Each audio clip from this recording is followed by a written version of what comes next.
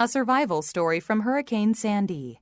Every year, newspapers from around the world cover huge ocean storms that hit different regions. These storms leave thousands of people injured or dead, while forcing others to run away from their homes.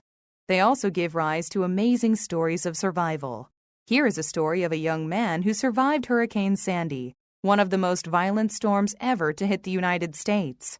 A lady named Christine at Toms River, New Jersey, where the hurricane hit hard, was lucky enough to escape from her house before the storm hit. When she returned to her damaged house after the storm had passed, she found a note. Whoever reads this, I'm dying. I'm 28 years old. My name is Mike. I had to break into your house. I am very cold. I didn't take anything. A wave threw me out of my house down the block. I don't think I'm going to make it. The water outside is at least 10 feet deep. I cannot be rescued. Tell my dad I love him and I tried to get out. His number is...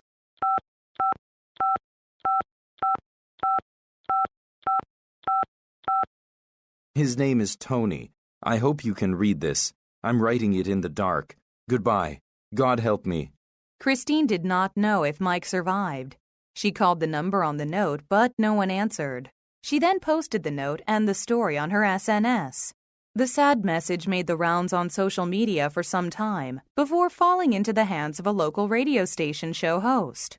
After several tries, the radio show host finally located Mike and heard his story.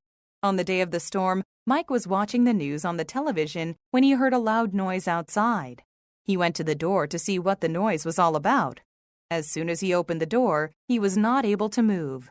The water in the street outside his house was high and had risen quickly.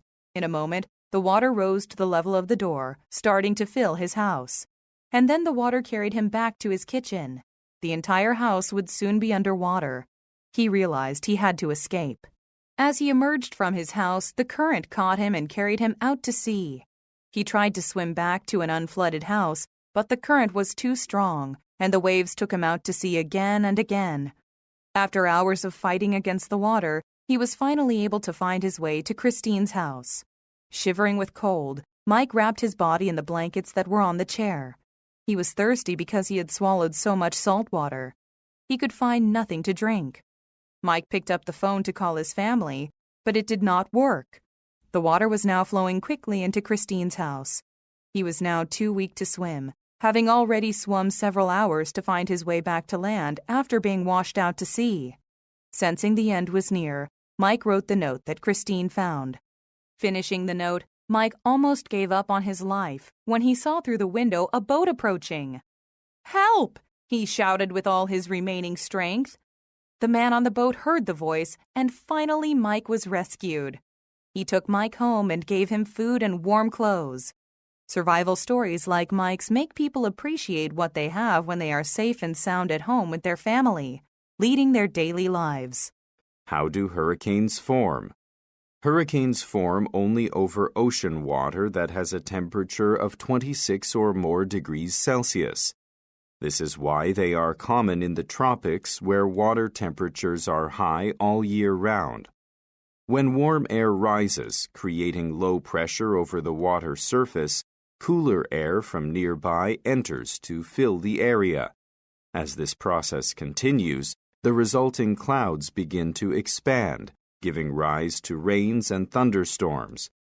The thunderstorms then begin to move in circles around a central point due to the rotation of Earth. This point is called a tropical depression. As the tropical depression moves over warmer waters, the clouds expand and the winds begin to build up speed, becoming a tropical storm. As the storm grows, the wind increases, achieving speeds of as much as 118 kilometers per hour. At this point, the storm officially becomes a hurricane. It is now a huge storm that can be seen from space. Interestingly enough, the storm has a calm center, which is called the eye.